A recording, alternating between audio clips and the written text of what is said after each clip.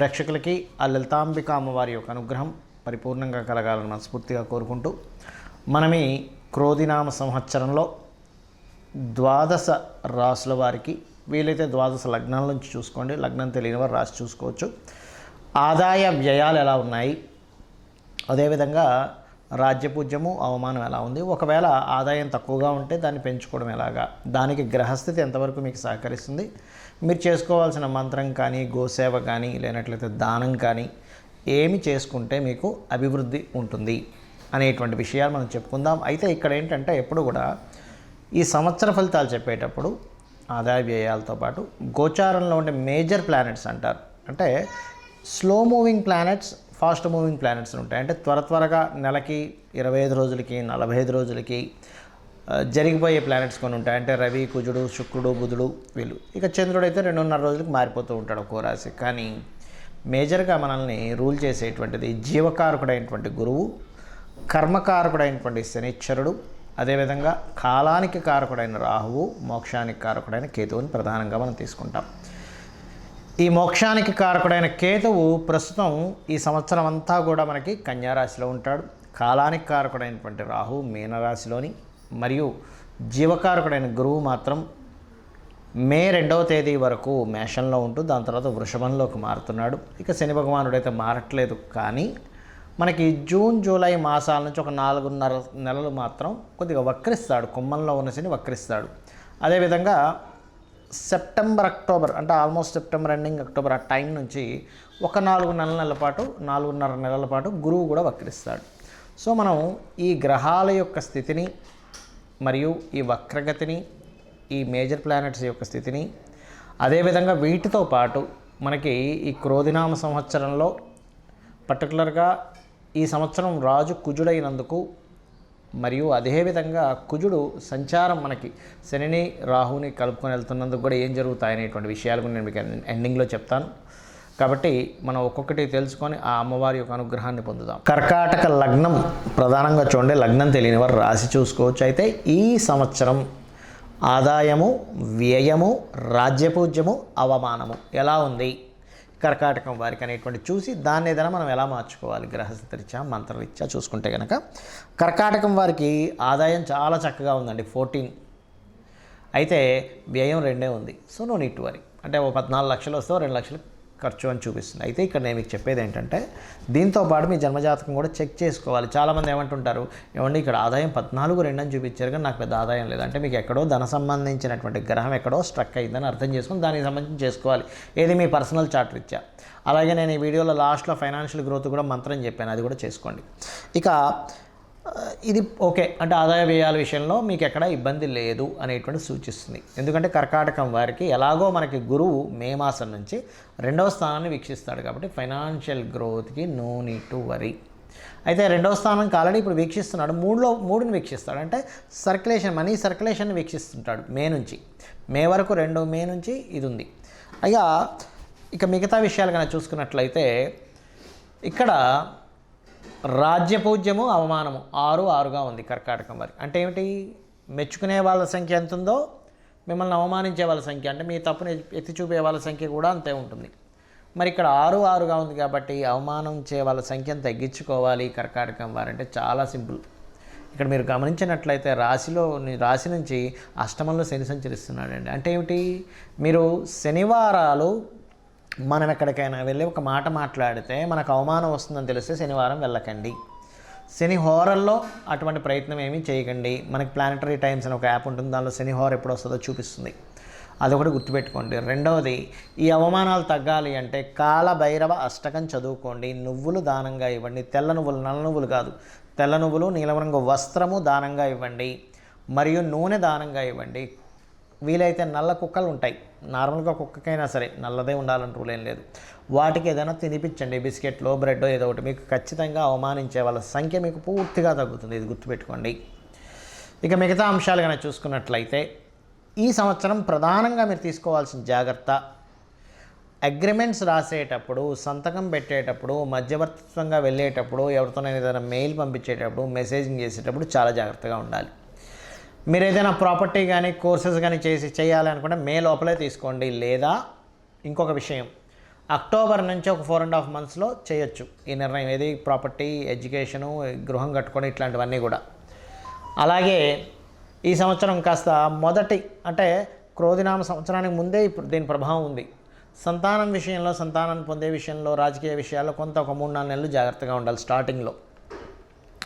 అలాగే ఈ సంవత్సరం ఉద్యోగ సంబంధించినటువంటి విషయాలలో ఏదైనా ప్రాపర్టీ తీసుకునేటప్పుడు కొంచెం చూసుకొని తీసుకోండి. ఏది ఇందాక నేను చెప్పినట్టు అంటే వీలైనంత మట్టుకు మీరు మే నుంచి ఒక 4.5 months ఆల్మోస్ట్ మే నుంచి మే, జూన్, జూలై, ఆగస్టు, సెప్టెంబర్ వరకు కూడా కొంచెం ఆ టైం పీరియడ్లో మాత్రం గృహ సంబంధించిన విషయంలో ఖచ్చితంగా చూసుకొని జాగ్రత్తగా ఉండాలి అక్కడ. ఇక మరొక విషయం ఏంటంటే సహజంగానే మీకు అష్టమ శని సంచారం జరుగుతుంది. ఏమి కంగారు పడకల. అష్టమ శని అంటే కొంచెం లేట్ అవుతుంటాయి అంతే పనులు. అదేవిధంగా చేసేటువంటి ఉద్యోగంలో, వ్యాపారంలో మార్పుల కోసం చూడాల్సి వస్తూ ఉంటుంది. కాబట్టి ఈ అష్టమ శనిలో టెన్షన్ ఏం పడకుండా చక్కగా బద్దకించకుండా, పోస్ట్పోన్ చేయకుండా కాస్త ఎక్సర్సైజ్ చేయడము, జిమ్స్కి వెళ్ళడము, పేదవాళ్ళకి, కింద పనిచేసేటువంటి వారికి ఏదో ఒకటి ఆనందింపజేయడానికి ఏదో ఒక మనీయో లేకపోతే ఏదో ఒకటి ఇవ్వడం చేస్తూ ఉంటే మీకు చాలా తగ్గుతుంది. ఆంజనేయ స్వామి ఆలయాలకు వెళ్తుండండి. మరియు దీంతోపాటు స్కంద ఆలయాలకు వెళ్ళండి. గుర్తుపెట్టుకోండి, మీరు స్కందుని యొక్క ఆలయానికి ఎంత వెళ్తే అంత బాగుంటుంది కర్కాటకం వారికి. బికాజ్ ఆఫ్ అష్టమి శని నడుస్తుంది కాబట్టి ఆంజనేయ స్వామి ఆలయానికి వెళ్ళొచ్చు, రావి చెట్టు చుట్టూ ప్రదక్షిణాలు చేయొచ్చు, లలితాంబిక అమ్మవారి ఆలయాలకు వెళ్ళొచ్చు. అయితే ఈ కర్కాటకం వారికి ప్రధానంగా నేను చెప్పేది ఒకటే, భాగ్యస్థానంలో పితృస్థానం అంటారు, అక్కడ రాహు సంచారం జరుగుతుంది. కాబట్టి తండ్రి గారి ఆరోగ్య విషయంలో జాగ్రత్తగా ఉంటూ మీరు నిత్య దేవతారాధనతో పాటు అమావాస్య వచ్చినప్పుడు పితృతర్పణాలు చేయడం కానీ, పితృదేవతల కోసమని మీరు స్వయం పాకం దానంగా ఇవ్వడం కానీ చేయండి. ఖచ్చితంగా మీకు బాగుండడం జరుగుతుంది. క్రోధినామ సంవత్సరము ఇక్కడ ప్రపంచవ్యాప్తంగా కానివ్వండి, దేశవ్యాప్తంగా కానివ్వండి, సంవత్సరానికంటూ ఒక లక్షణం ఉంటుంది. ఈ సంవత్సరం రాజైన దాన్ని బట్టి ఒక లక్షణం ఉంటుంది. గ్రహాల యొక్క స్థితిని బట్టి కొన్ని సంఘటనలు జరుగుతాయి. అయితే ఈ క్రోధినామ సంవత్సరం ఎంటర్ అవ్వకముందే కుజుడి యొక్క ప్రభావం పెరుగుతుంది అనేటువంటి చూపిస్తుంది. కాబట్టి ఆల్మోస్ట్ 2024 ఫిబ్రవరి మాసం నుంచే కొన్ని విద్వేషపూరితమైనటువంటి గొడవలకి, రాజకీయ నాయకుల మధ్యని విపరీతమైనటువంటి గొడవలకి, మరియు రాజుల మధ్యన గొడవలకి, యుద్ధాలకి, క్రోధి అంటే క్రోధం, కోపం పెట్టుకోవడం, చిన్న మిస్అండర్స్టాండింగ్స్ చేసుకోవడం, ఇటువంటి నామ సంవత్సరం ఇది. కాబట్టి దేశాల మధ్య, ప్రాంతాల మధ్య, మతాల మధ్య అనవసరమైనటువంటి విద్వేషాలు కలిగించేటువంటి సంవత్సరంగా చూపిస్తూ, ఇది కుజుడి యొక్క సంచారం. దీనివల్ల కుజుడు ఎవరికి కారకుడు అని చెప్పి తీసుకుంటే మిలిటరీకి, అందులో అంటే డిఫెన్స్ వారికి, పోలీస్ డిపార్ట్మెంట్ వారికి, రక్షణ వీటిని కల్పించేటువంటి వారికి. అంటే ఏంటి, ఈ సరిహద్దుల దగ్గర కొంత జాగ్రత్తగా ఉండాలి. అనవసరమైన గొడవలకు సంబంధించిన విషయంలో ఇక్కడ ఏదైనా గొడవలు జరుగుతాయి, అనవసరమైనటువంటి అవుతాయి అన్నప్పుడు కొంత జాగ్రత్తగా ఉండాలి. గుర్తుపెట్టుకోండి. కాబట్టి ఈ క్రోధినామ సంవత్సరంలో అందరూ చేసుకోవాల్సింది ఏంటి, ఇటువంటి గొడవలు మనం ఏమీ ఇబ్బంది పడకుండా ఉండాలి అంటే ముఖ్యంగా గుర్తుపెట్టుకోండి, కుజుడు రాజు అయ్యాడు కాబట్టి కుజగ్రహానికి, శని రాహు గ్రహాల దగ్గర దీపారాధన చేయండి. చేసినట్లయితే అనవసరమైన గొడవలు బయట జరిగే ఛాన్సెస్ ఎక్కువగా ఉన్నాయి. కాబట్టి మీరు వెళ్ళి అనవసరంగా అందులో ఇరుక్కొని అందులో ఇబ్బంది పడకుండా మీరు సేఫ్గా ఉంటారు ఫస్ట్. అదేవిధంగా రాజుల మధ్య, రాజకీయాల నాయకుల మధ్య, రాజ్యాల మధ్య గొడవలు జరిగేటువంటి ఛాన్సెస్ ఇప్పుడు ఉన్నాయి. కాబట్టి వేరే వేరే దేశాల్లో ఉండేటువంటి వారు కూడా కొంచెం ఏదైనా ఇక్కడ ఏదైనా యుద్ధం సంబంధించిన రాబోతుంది అన్నప్పుడు ఆ సరుకులు ఏవైనా మనకు చూడండి, కొంచెం యుద్ధ వాతావరణం ఉన్నప్పుడు బయటికి వెళ్ళలేని పరిస్థితి వచ్చినప్పుడు కొంచెం ఇంట్లో సరుకులు మనం స్టాక్ పెట్టుకుంటాం. ఇటువంటి విషయాల్లో చాలా అలర్ట్గా ఉండాలి. మొత్తం ప్రపంచవ్యాప్తంగా ఈ కాంబినేషన్ ఏర్పడుతుంది కావున. అలాగే మరొక విషయం ఏంటంటే ఇక్కడ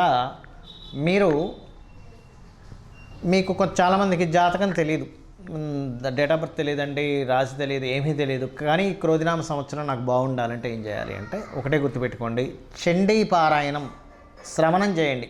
మీరు తర్పణమో హోమమో చేయలేకపోయినా కనీసం శ్రవణం చేయండి. ఎటువంటి ఇబ్బంది రాకుండా అమ్మవారు చూసుకుంటుంది ఈ సంవత్సరం. రెండవది, మీకు దగ్గరలో గోశాల ఉన్నట్లయితే గోవులకి చక్కగా మీరు ఏం చేస్తారంటే ఏవైతే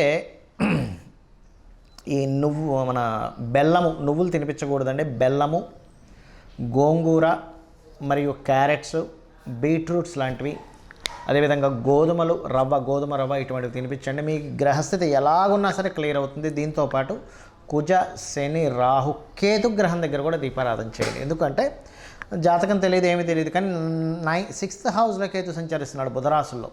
అందుకని ఏమిటి, ఈ అప్పుల విషయంలో మీరు ఇబ్బంది పడకుండా ఉండడానికి కేతు యొక్క అనుగ్రహం, గణపతి యొక్క అనుగ్రహం కలుగుతుంది. కాబట్టి గణపతి ఆలయాలకు వెళ్ళడం, అమ్మవారి ఆలయాలకు వెళ్ళడం, అందులో ముఖ్యంగా దుర్గాదేవి ఆలయాలకు వెళ్ళడం. దీంతోపాటు మీనరాశిలో రాహు యొక్క సంచారం అనేటువంటిది బాగా గుర్తుపెట్టుకోండి. దేవత సంబంధించినటువంటి పూజ పునస్కారాలు మాత్రమే కాకుండా పితృదేవతలకు ప్రధానంగా చేసుకోండి.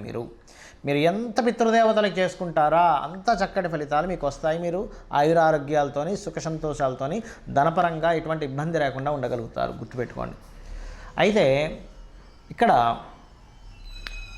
ఎవరైనా సరే గుర్తుపెట్టుకోండి, బాగా అప్పులతో ఇబ్బంది పడుతున్నారు, ఈ సంవత్సరం ఇంకా ఎక్కువ ఇబ్బంది పడుతున్నారు అనుకునేటువంటి వారికి గణపతి ఆరాధన చేస్తూ మీరు ఓం అపర్ణాయై నమః అనే మంత్రం చేయండి. ఈ సంవత్సరం ఉన్న గ్రహస్థితి బట్టి చెప్తున్నాను. ఎవరికైనా బాగా ధనపరంగా ప్రెషర్ ఎక్కువగా ఉందండి, ఒక పక్క కట్టాలి కానీ ఆ ప్రెషర్స్ నేను తట్టుకోలేకపోతున్నాను, ఫైనాన్స్ ఇంకా పెరగాలి అనుకుంటే ఓం నవవిద్రుమ బింబశ్రీ న్యక్కారి రదనచ్చద అనే నామస్మరణ చేయండి. ఖచ్చితంగా మీకు ఫైనాన్షియల్ గ్రోత్ అనేటువంటిది పెరుగుతుంది, గొడవలు తగ్గుతాయి.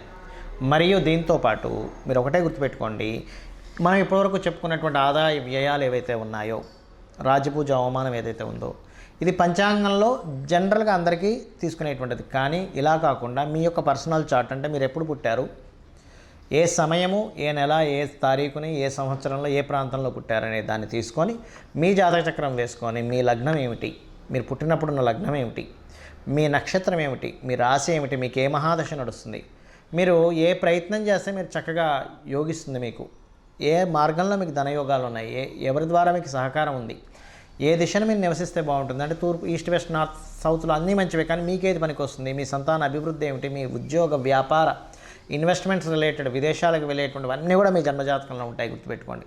ఏ సమయంలో వివాహం చేసుకుంటే మంచిది, ఏ సమయంలో చేసుకోకూడదు, ఇలాంటివి చాలా విషయాలు ఉంటాయి.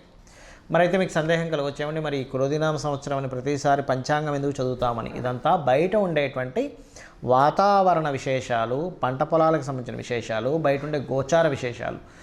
ఇప్పుడు చూడండి, మనం చెప్పుకున్నాం, కాస్త యుద్ధ వాతావరణంగా ఉంది, గొడవలుగా ఉంది, అల్లర్లుగా ఉంది, మత విద్వేషాలు, అనవసరమైన విద్వేషాలు, గొడవలు రేగేటువంటి సమయం ఇది అన్నప్పుడు మనం ఏం చేస్తాం, మన పిల్లల్ని ఎక్కడికైనా పంపించేటువంటి విషయంలో, మనం ఎక్కడికైనా వెళ్ళేటువంటి విషయంలో అలర్ట్గా ఉంటాం. ఈ అలర్ట్నెస్ని చెప్పడానికి ఈ గోచార ఫలితాలు చెప్పుకుంటుంటాం. అంతేగాని మన జన్మజాతకం పనిచేయదని కాదు, మన జన్మజాతకమే ప్రధానంగా పనిచేస్తుంది.